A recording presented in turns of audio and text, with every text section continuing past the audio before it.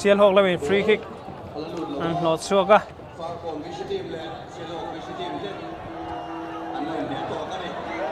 shot thaka mai goal le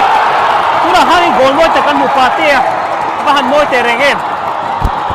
zau te ni china ti sual tre pa mai ro nontika thon thaka mai a fa kon le cha san nei vele a goal le agan moi te rengem pura half win puyan far ko sipur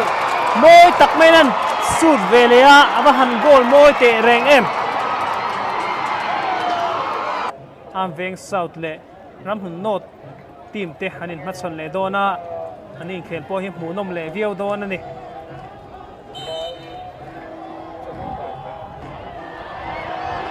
a goal chung som le ta tuna han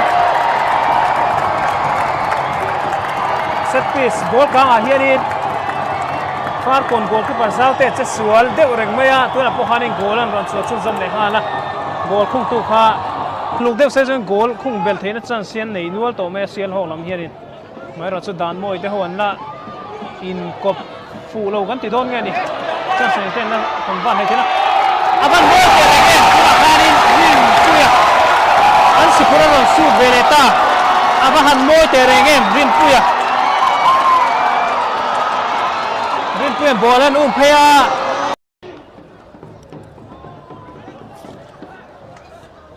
หมุนกี่มาทอนชักเข้าไปโกลตา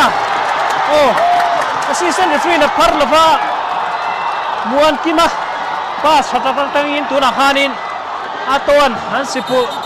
มันช่วยนะโกลนั้นรันคุ้งเลยตาโกลมวยตะกันเนี่ย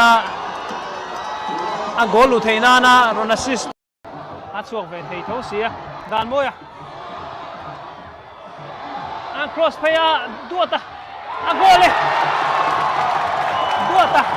abahan goal moye ani kha pen chatanga ron lu tania duata zautian an lo nam pera mai ro chanam per